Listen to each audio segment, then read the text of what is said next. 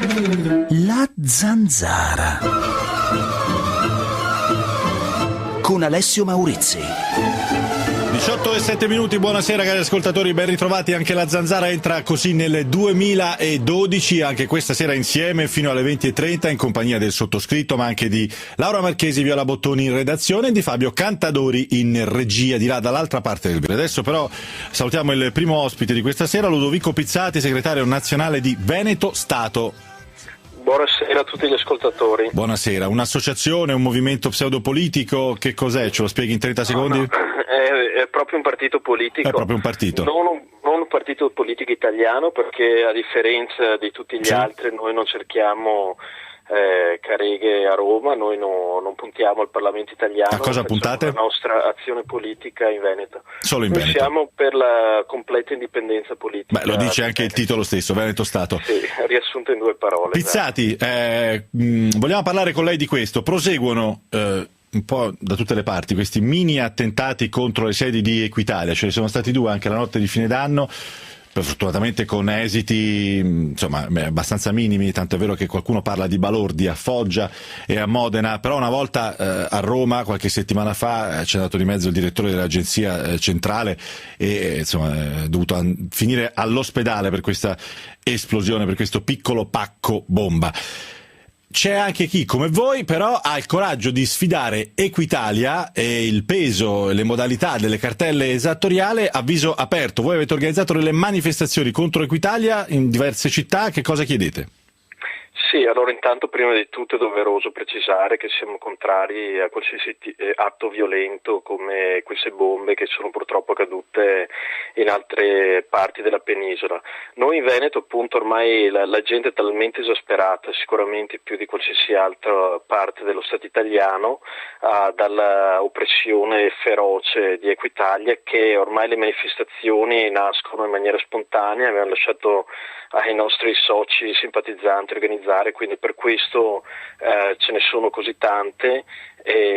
Quello sì, è una dimostrazione, è una manifestazione contro un sistema feroce e iniquo, perché lo Stato, quando deve riscuotere i propri debiti, è velocissimo, mentre non tutela i commercianti, i cittadini, gli imprenditori quando devono farsi pagare dai propri clienti. Quindi è una situazione veramente ingiusta, dove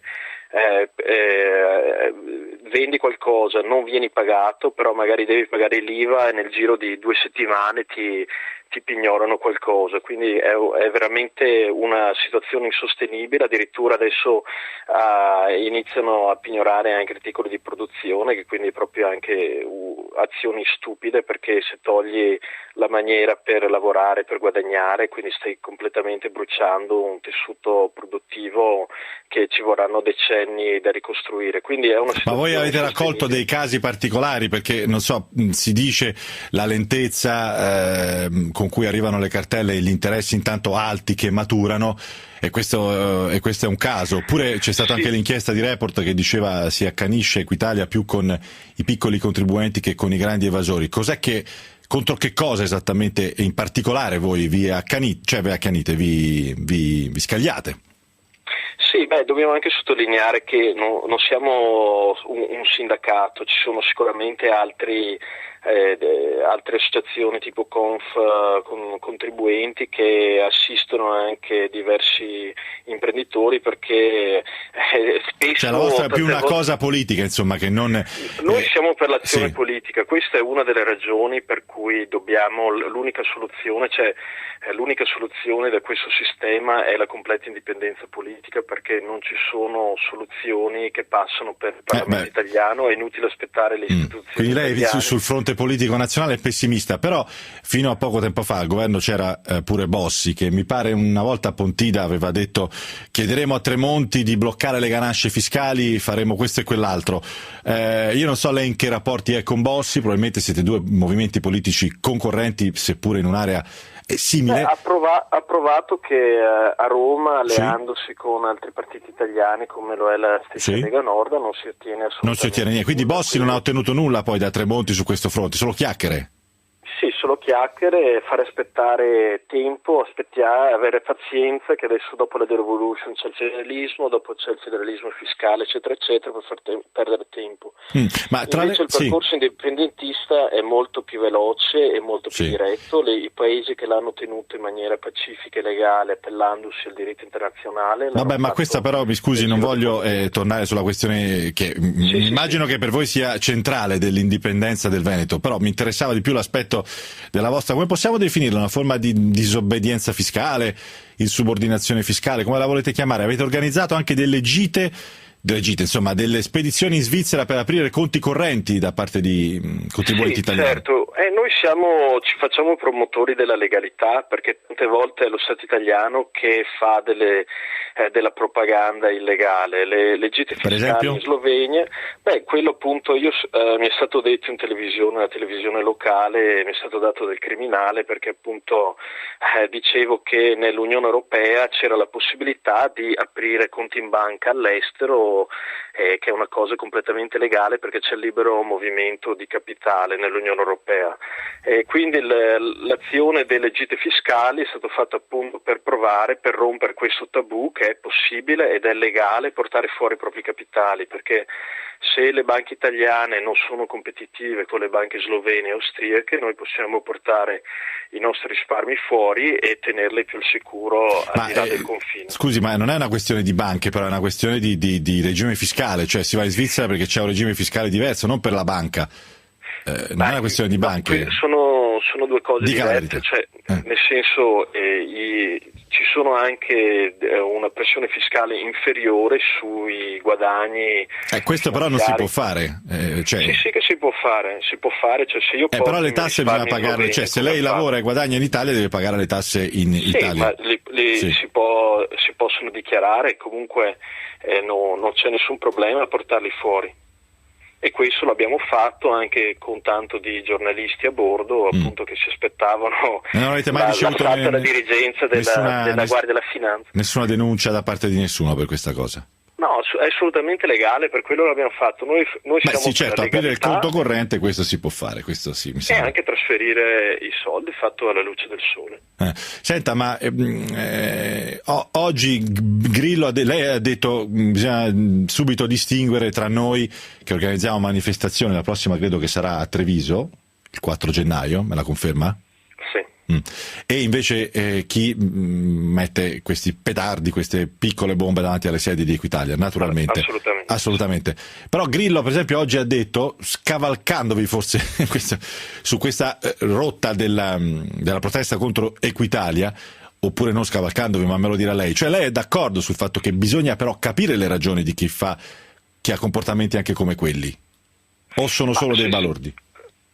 No, quelli sono dei balordi, bisogna capire, perché è comunque vero che la gente è portata all'esasperazione, perché qua stiamo parlando di un sistema, l'Equitalia riscuote, però stiamo parlando di un sistema estremamente ingiusto, perché qua, soprattutto nel Veneto, paghiamo delle tasse a livello svedese e riceviamo dei servizi a livello di Albania, cioè ogni anno l'economia veneta dall'economia veneta viene risucchiate 20 miliardi di euro ogni anno, parliamo di 4.000 euro a testa per cittadino, quindi già c'è questa ingiustizia. Sì, in Albania festeggiano per questa sua dichiarazione, perché sapere che hanno i servizi come il Veneto in Albania saranno contenti. Forse guardi che qua ci sono diversi veneti, ne conosciamo diversi, tutti ci assicurano, io ci sono stato in Albania ancora diversi anni fa, 8 anni fa, ma ci assicurano che adesso l'economia la pompa e c'è un boom, e quindi sicuramente, anzi non so quanto festeggiano questo paragone, forse non è più. Comunque il punto cruciale è che questa ingiustizia fiscale rende l'azione politica di Veneto Stato non solo un diritto con tanto di appoggio internazionale, ma proprio un dovere civico, cioè un dovere sociale da ottenere l'indipendenza, perché quello che è venuto a mancare è la sovranità dei cittadini.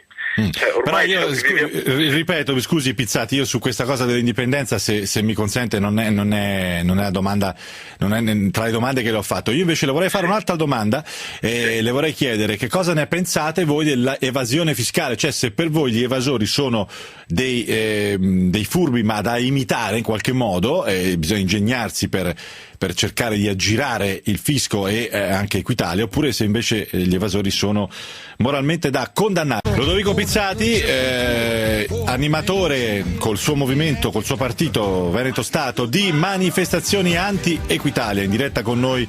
La domanda sull'evasione fiscale, ripeto, gli evasori dei vostri alleati oppure dei furbi da condannare? Ma intanto bisogna prima dire che sì, è giusto che ci siano controlli contro l'evasione fiscale, però questo non è un vero problema, perché quando abbiamo fatto la manifestazione a Arzignano col monumento all'imprenditore, quello che volevamo sfatare era appunto il fatto che i veneti sono un popolo di evasori, perché quando siamo andati a guardare le statistiche proprio dell'Agenzia delle Entrate risultava che in Veneto l'evasione fiscale era la più bassa in tutta Italia, che si aggirava attorno al 20%, mentre in alcune regioni addirittura sfiorava il 90%. E per fare un paragone a livello europeo, la Svezia ha un'evasione fiscale del 19%, quindi, Ma quindi sì, non ho è capito, un problema, però, sì. però è un falso problema. Cioè se l'imprenditore che evade è Veneto, allora va bene, se no no. No.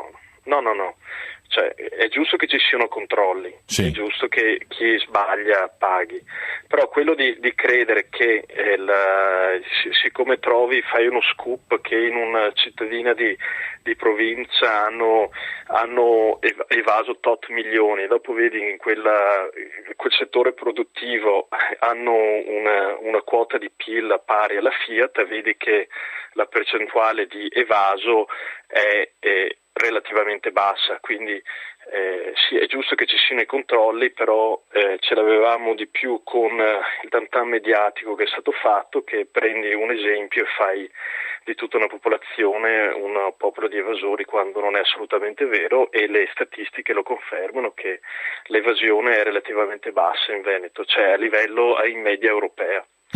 Senta, ma questa cosa del monumento all'imprenditore, perché invece è stato titolato il monumento all'evasore? Cosa c'era scritto nell'intestazione? No, noi abbiamo lanciato dicendo che appunto, questo era ad Arzignano, dopo questo... Provincia di Vicenza, no?